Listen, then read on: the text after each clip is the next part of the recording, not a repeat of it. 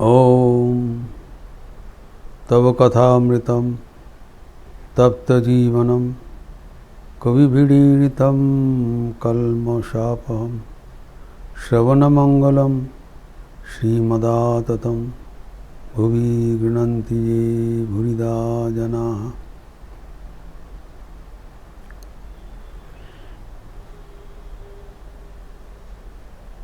श्री श्री ठाकुर कर्मयोग का रहस्य उद्घाटन कर रहे हैं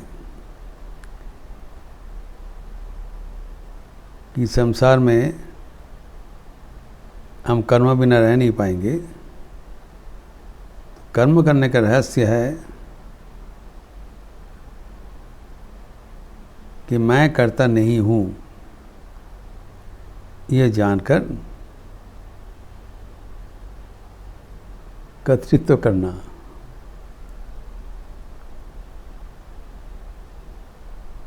আমি কর্তা নেই জেনে কর্তার ন্যায় কাজ করো, কর্তা সেজে কাজ करो। कर्म करने से कर्म परिचालना करना पड़ेगा, लेकिन मन ही मन जान लेना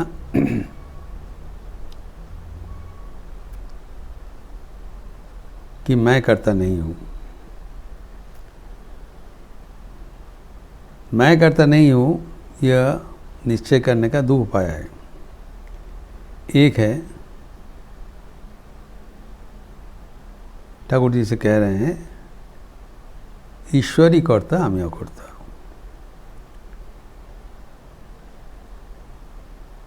जिसे हम लोग उदाहरण दिया था विश्वरूप दर्शन में, भगवान कह रहे हैं अर्जुन को, मया एव एते नियता पूर्वमेव निमित्त मात्रम भव सभ्य साचिन। मैं इन लोग का सब खत्म कर दिया, ऑलरेडी डन। तुम्हें खाली मोड़ा रोबोट खाना रखा चलाओ, जो मृतक है उसके ऊपर तुम अस्त्र चलाओ और जशो लाभ करो।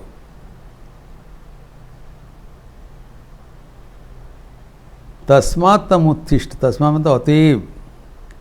तुम्हारा जो हतोद्यम हो गया, क्या होगा, नतीजा क्या होगा, तुम सोच रहे थे, दुश्चिंता हो रहा था, मन में तनाव पैदा हो गया, और ज़रूरत नहीं, हम तुमको तो ट्रेलर दिखा दिया। तस्मात् अतएव, तुम्हें प्रोत्साहित करने के लिए मैं सब कुछ दिखा दिया। खाली तुम्हारा बाकी क्या है, निमित्त मात्रम, as if you are the doer.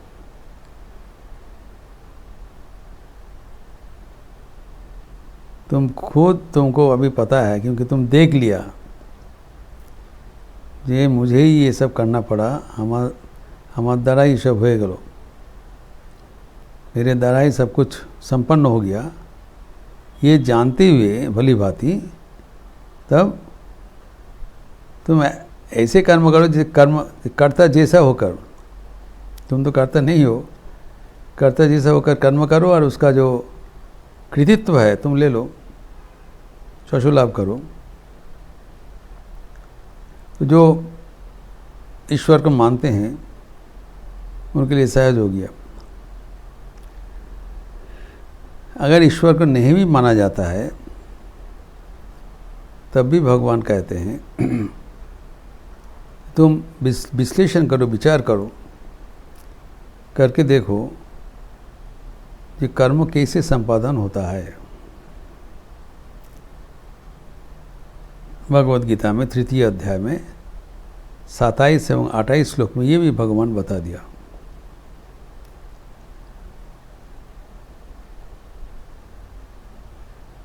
प्रकृते क्रियमाणानि गुणै कर्माणि सर्वशः अहंकार विमूढ़ात्मा कर्तामीति मन्यते। 327 भगवद गीता का।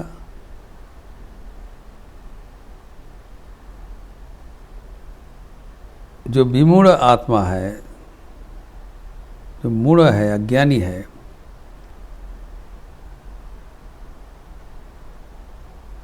जो अहंकार द्वारा अच्छन्न है, वही विमूढ़ आत्मा, भ्रमित आत्मा अपने को कर्ता समझता है, क्यों करता है नहीं।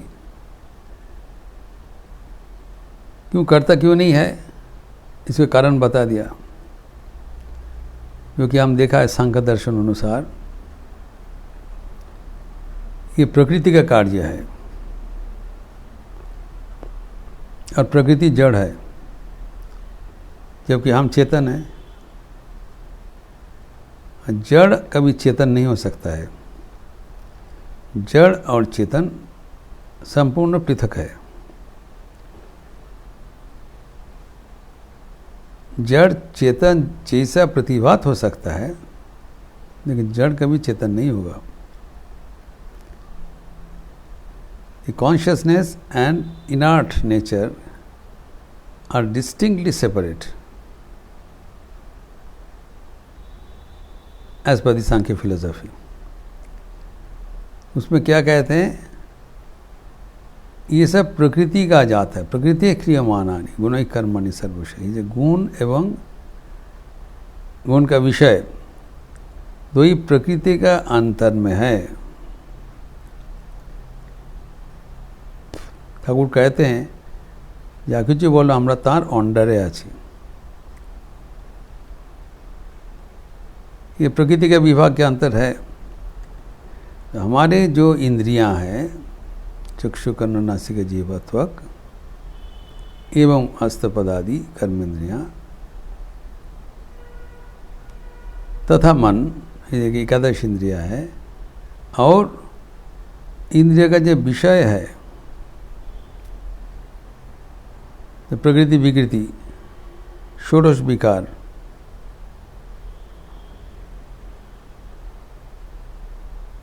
शब्द स्पर्श रूप रसगंध, खिशी आप तेज मरुद्भम इत्यादि। तो इंद्रिय के विषय प्रति धावमान है।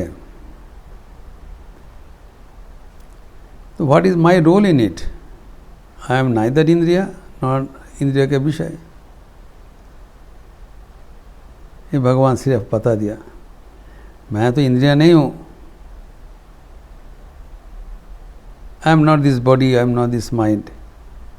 ये आँखें, कर्ना, नासिका इत्यादि ये सब हमारा शरीर का अंग प्रत्यंग है। मैं तो शरीर नहीं हूँ, मैं शरीर के भीतर रहने वाला शरीरी हूँ, देह के भीतर रहने वाला देही हूँ।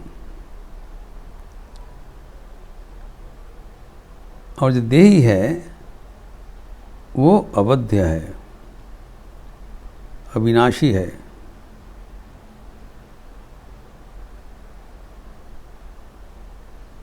उसका कोई विनाश नहीं है।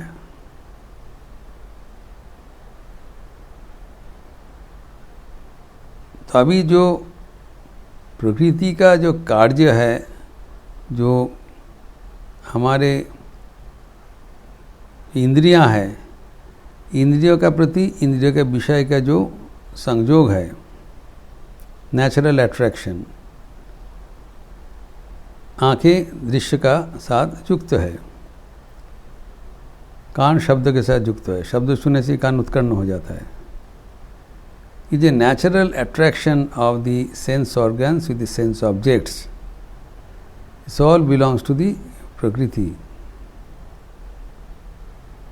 वो मैं नहीं हूँ। तो जितने कार्य जो हो रहा है प्रकृति के साथ, ये गुण और गुण के जो विषय, इसको संयोग से ही हो रहा है। इसीलिए 28 श्लोक में बताया, परवर्ती श्लोक में, तत्ववित्तु महाबाहो गुण कर्म विभागो यो गुणा गुणेषु वर्तन्ते इति मत्वा न सज्जते। जो तत्वविद है, जो ज्ञानी है, ये तत्व को जो भली भांति जान लिया, गुण और कर्म का जब विभाग जान लिया, कर्म कैसे होता है, जो प्रकृति त्रिगुणात्मिका, सत्व रजस तमस, सत्व का जो इफेक्ट है हमारी इंद्रियां, एवं तमो का जो इफेक्ट है इंद्रिय का विषय, ये गुण और कर्म का जो विभाग है ये भली भांति जान लिया, और इसीलिए गुण एवं विषय के साथ जो संयुक्ति है ये भली भांति जान लेकर वो विचलित नहीं होता है, शांत रहता है, इसमें आसक्त नहीं होता है, न सज्जते।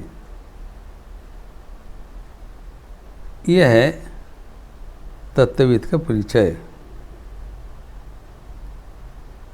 तो when we are convinced that the work which is being done, that is being done automatically by the contact of the sense organs with the sense objects, both are inert and both are distinct from us. हम ना इंद्रियां हैं ना इंद्रिय का विषय है, ये सब विनाशील है, मैं अविनाशी हूँ। जब इस प्रकार का ज्ञान पैदा हो जाएगा, साफ हो जाएगा, तब वो और किसी में आसक्त नहीं होगा, वो शांत चित्त हो जाएगा, क्योंकि I am not involve, this are being done by the combination of these forces। तब वो कर्म में हमारा कोई कर्तृत्व अभिमान नहीं आएगा। भले ही हम कर्तृत्व करें, लेकिन मैं करता हूँ ये बोध अब नहीं आएगा, क्योंकि भली बात जान लिया मैं करता नहीं हो सकता हूँ। ये प्रकृति के डिपार्टमेंट है, प्रकृति के विभाग है, और मैं प्रकृति नहीं हूँ, मैं प्रकृति से विलक्षण हूँ, मैं शुद्ध चैतन्य, मैं आत्मा हूँ, प्रकृति अलग है। जब हम आत्मा से विलक्षण हैं, जब हम आत्मा हो प्रकृति से विलक्षण है, तब प्रकृति के कार्यों का हम अपना कार्य नहीं मान सकते हैं, तब और कर्तृत्व अभिमान नहीं आएगा। ठाकुर कहते हैं ये जान लेने के बाद कर्म नहीं छोड़ना चाहिए, निश्चेष्ट नहीं होना चाहिए। क्यों? तब भी आप प्रकृति के अंडर में चले जाएंगे, तमोगुण के अंडर में चले जाएंगे। हमारा कर्म बिना हम रह नहीं पाएंगे। नहीं कश्चित क्षणमपि जातु तिष्ठत कर्मकृत कार्यते ह्यवश्यक कर्म सर्वै प्रकृति जैर्गुणी। हमें अवश्य होकर कर्म करना पड़ेगा। अगर हम ये जानते हुए, जो तत्व है वो जानते हुए कर्म करें, तब कर्म में हमारा कोई हानि नहीं होएगा, ना कोई बंधन होगा, ना कोई तनाव आएगा, ना कोई टेंशन होगा। कर्म रहस्य जान लेना पड़ेगा। और वो क्या है? प्रकृति क्रियमाणानि गुणैः कर्माणि सर्वशः। जो प्रकृति का है, गुण और कर्म का जो विभाग है, तो ये जानते हुए ये इन्हीं का ही कर्म करता है। मैं कोई विमूढ़ अहंकार के प्रभाव से मैं कर्ता नहीं मान सकता हूँ अपने को। तत्ववितु जो है, जो तत्व जान लिया, वो ये सब जानते हुए और इसमें आसक्त नहीं होता है, उसका भ्रम नहीं होता है, और he enjoys the activities from a distance। तो जैसे खेल में जो खेल रहे हैं, the play becomes a task। खेलना प्रोफेशन है, लेकिन जो देख रहे हैं, he enjoys the game, the spectators, the witness। तो इसमें वैसी जब हम अपने को खुद खिलवाड़ समझता हूँ, तब हमें परिश्रम होगा, जस्ट एज ए प्लेयर। जब हम दर्शक का आसन में बैठ जाएंगे, वो तो प्रकृति का डिपार्टमेंट है, प्रकृति खेल रहे हैं, हम देखते रहें, तब उसमें हमारा कोई ना बंधन होगा, ना कोई आसक्ति होगा, ना कोई तनाव पैदा होगा। हम अच्छा बुरा दो ही देख सकते हैं। खेल में किसी को हार होता है, किसी को जीत होता है, दोनों हम एंजॉय करते रहते हैं। लेकिन जब हम एक पार्टी बना लेते हैं तब हम फंस जाते हैं, और जो कि गलत है, वो भ्रमात्मक है। क्योंकि मैं प्रकृति नहीं हूँ। ये इसका जो भ्रम का जड़ है, I am not the nature, I am not गुणात्मिक। हम गुण के परे हैं। प्रकृति गुणात्मिक है, सत्व रजस तमस, ये जड़ है। मैं जड़ नहीं हूँ, हम गुण के परे हैं। यद्यपि हम जो गुण के परे हैं, जो गुण के जो कार्य है, गुण का जो इफेक्ट है, मॉडिफिकेशंस है, जो कार्य करना, उससे हम विलक्षण हूँ। कार्य तो हो रहा है, होते रहे हैं, तो हमें ऐसी दिखावटी करना पड़ेगा मैं कर्म कर रहा हूँ, मैं कर्म का रिस्पॉन्सिबल हूँ। और आखिर में either it belongs to the prakriti और to God. Those who are believing in God they will think भगवान ही कर रहे हैं। Those who do not believe in God they will know it is being done by prakriti, the forces of nature automatically is being done. So but I am not involved, and once you are not involved then you become free. उसी को मुक्ति कहलाता है। उसी के कर्म जो का अंतिम बात है, तब वो कर्म सिद्धि प्राप्त हो जाता है। अभी इस प्रसंग को आगे बढ़ाते हुए ठाकुर राव भी बता रहे हैं कि जो हमारे जो चिंतन है कि जो उपाधि है, उपाधि हमारे अज्ञान का जड़ है। इसका जो विस्तार है हम अगले दिन करेंगे। इतना ही अभी काफ़ी है। ठाकुर का जो बात इतना तक हुआ, जो अपने को अकर्ता समझकर कर्ता जैसे व्यवहार करना है, कर्म संपादन करना है, स्थिर होकर, तनाव मुक्त होकर, और खुशी खुशी से कर्म करना है। इस प्रसंग का भी हम फिर आगे बढ़ाएंगे ठाकुर के वचन के अनुसार। ओम शांति शांति शांति। हरि ओम तत्सत। श्री राम कृष्णार्पणमस्तु। आज बहुत पावन अवसर है। एक तो रविवार के अवसर पर जप यज्ञ चल रहा है, एवं आज फलाहारी काली पूजा है, विशेष तिथि है। इस तिथि में भगवान श्री रामकृष्ण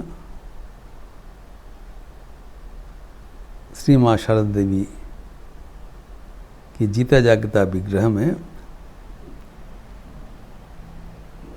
षोडशी पूजा संपन्न किया था, एवं आपने साधन फल अर्पण किया था। अत्यंत पावन तिथि है एवं पवित्र प्रसंग है। फलाहारी काली पूजा का तात्पर्य, इसके बारे में संक्षिप्त चर्चा प्रवचन शाम को होगा। संध्या के उपरांत फलाहारी काली पूजा का तात्पर्य मेरा एक प्रवचन रहेगा। उसके बाद काली कीर्तन। आप लोग सब स्वागत है। और इसके साथ साथ और भी कार्यक्रम है, जैसे यथारीति होता है। रविवार सुबह में 10 से 11 बजे तक जो निर्धारित है, gospel of Shri Ramakrishna in English. और उसके बाद जो दीक्षार्थियां हैं जो दीक्षा लेने चाहते हैं, मंत्र दीक्षा, उनके साथ भी एक सत्र होगा। स्वामी श्रीमद स्वामी गौतमानंद जी पधार रहे हैं 1 जुलाई, और 3 और 4 और 6 जुलाई मंत्र दीक्षा होगा। इसके बारे में भी भक्तगणों को थोड़ा जानकारी देना पड़ेगा। दीक्षा की किसको कहलाता है और उसका विस्तृत विवरण।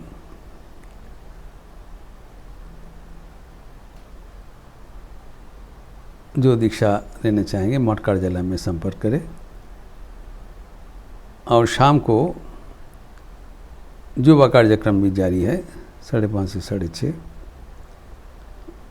स्वामी विवेकानंद के भारतीय व्याख्यान, lectures from Colombo to Almora एवं निर्देशित ध्यान तथा संध्याआरती एवं उपरांत में काली कीर्तन तथा फलहारणी काली पूजा का तात्पर्य। आप लोग सब स्वागत है। अच्छे रहिए, स्वस्थ रहिए, आनंद में रहिए। नमस्कार।